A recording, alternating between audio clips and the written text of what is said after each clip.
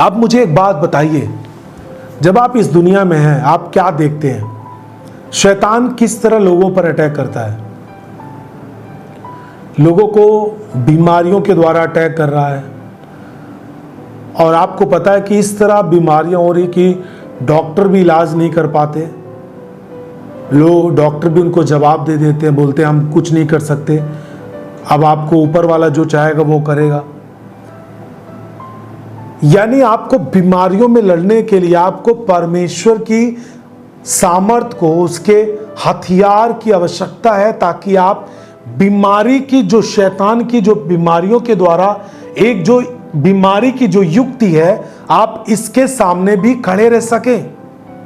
मैं आपको पहली वाली बात फिर से बोलना चाहता हूं कि अपने दिमाग से इस बात को निकाल दें, अपने विश्वास के अंदर से इस बात को निकाल दें कि जो बीमारी आपके जीवन में आती है, जो आई हुई है, वो परमेश्वर की मर्जी है। परमेश्वर कभी भी अपनी मर्जी से आपको बीमार नहीं करता है। बहुत सारे लोग होते हैं, परमेश्वर हमें कुछ सिखाना चाहता है, इस कारण से मुझे बीमार किया है। क्या परमेश्वर आपको बाइबल से नहीं सिखाना चाहता कि आपको क्या करना चाहिए?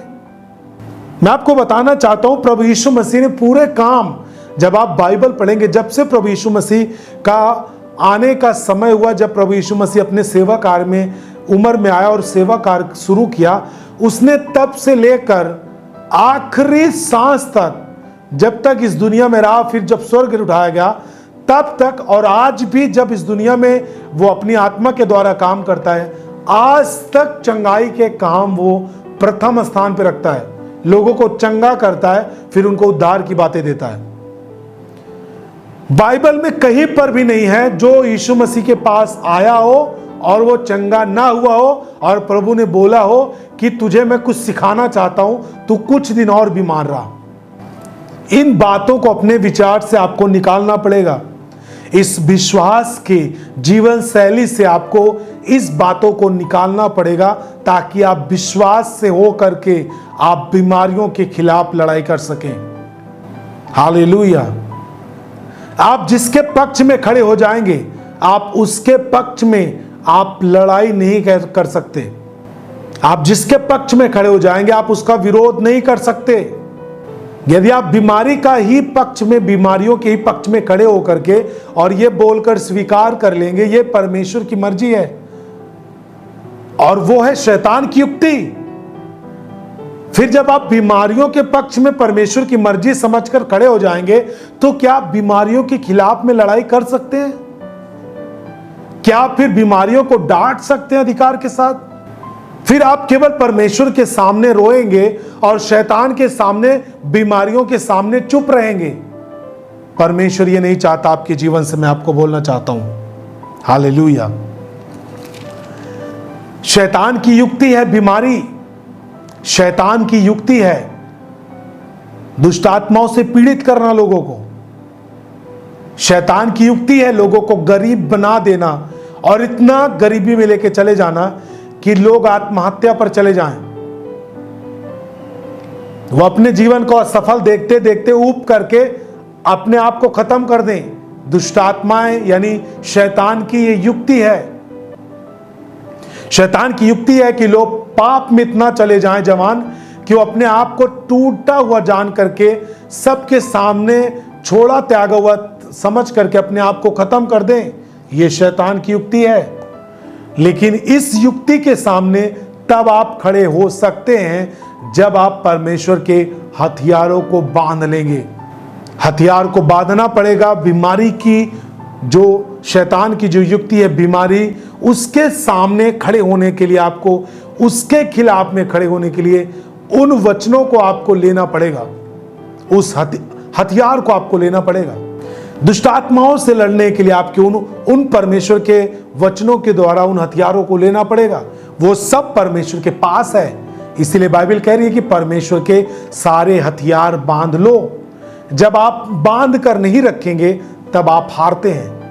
मसीही जीवन बिना परमेश्वर के हथियार के, जो दिखता नहीं, जो कि तलवार नहीं है, जो कोई बंदूक बम, ये परमेश्वर के हथियार नहीं है।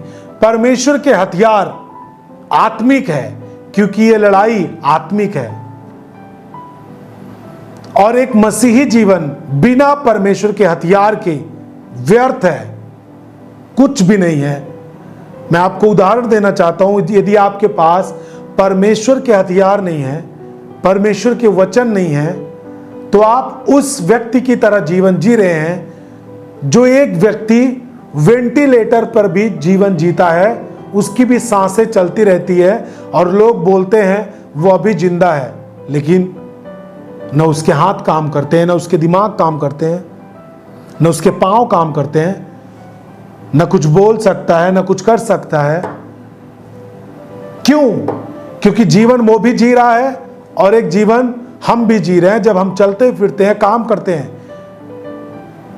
जब आप बिना हथियार के मसीही जीवन जीते हैं, बिना परमेश्वर के वचन को लिए हुए मसीही जीवन जीते हैं, आप उस वेंटिलेटर पर जीने वाले एक व्यक्ति के समान ठहरते हैं। हालेलुया। आपको शैतान की युक्ति का सामना करना है, आपको परमेश्वर के हथियार लेने हैं। बीमारियों के खिलाफ आपको लड़ना है, तो आपको परमेश्वर के हथियार लेने हैं, जो मैं आपको आज सिखा रहा हूं। यह भी एक हथियार है कि बीमारी परमेश्वर की ओर से नहीं, शैतान की ओर से है। इस युक्ति के सामने खड़े होने के लिए आपको हथियारों को बांधना जरूरी है अपने साथ में। एक बात मुझे बताएं, आप जब बीमारी परमेश्वर की ओर से है, तो आप किसी भी परमेश्वर की ओर से आने वाली चीजों के खिलाफ में नहीं खड़े हो सकते हैं। सही है या गलत? यदि परमेश्वर आपको ब्लेसिंग दे रहा है, आपको धन की आशीष दे रहा है, तो आप क्या बोलेंगे? परमेश्वर मैं धन नहीं चाहता। यदि परमेश्वर आपको बच्चे की आशीष दे रहा है, तो आप क्या बोलेंगे? प्रभु मैं बच्चा नहीं चाहता। परमेश्वर आपको कोई वरदान दे रहा है, तो क्या आप कहेंगे परमेश्वर मुझे ये वरदान नहीं चाहिए?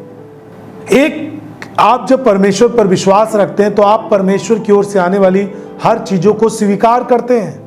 लेकिन फिर जब बीमारी आती है, तो आप प्रेयर कराते हैं कि नहीं कराते हैं? दवा के लिए दौड़ते हैं कि नहीं दौड़ते हैं? तो जब बीमारी आपको लगता है कि परमेश्वर की ओर से है, मेरे जीवन में उसकी मर्जी है, तो आप प्रार्थना क्यों करवाते हैं? फिर आप दवा लेने क्यों जाते हैं? आप उसे स्वीकार करिए फिर। लेकिन मैं आपको बोलना चाहता हूं, यदि आप आज से इन शिक्षाओं को अपने जीवन से खत्म करते हैं और ये स्वीकार करते हैं कि बीमारी, दुष्ट आत्माओं के अटैक हमारे जीवन में जो होते हैं, गरीबी जो हमारे जीवन में आती है, वो परमेश्वर की मर्जी से नहीं है, शैतान की ओर से है, तब आप शैतान की युक्ति का सामना करने के लिए आप खड़े होंगे। कोई भी चीजें जो शैतान की ओर से आती है, हम मसीही लोग उसका विरोध करते हैं और वचन को हथियार के रूप में हम इस्तेमाल करते हैं और अपने जीवन से, अपने परिवार से उसे भगाते हैं। आमीन।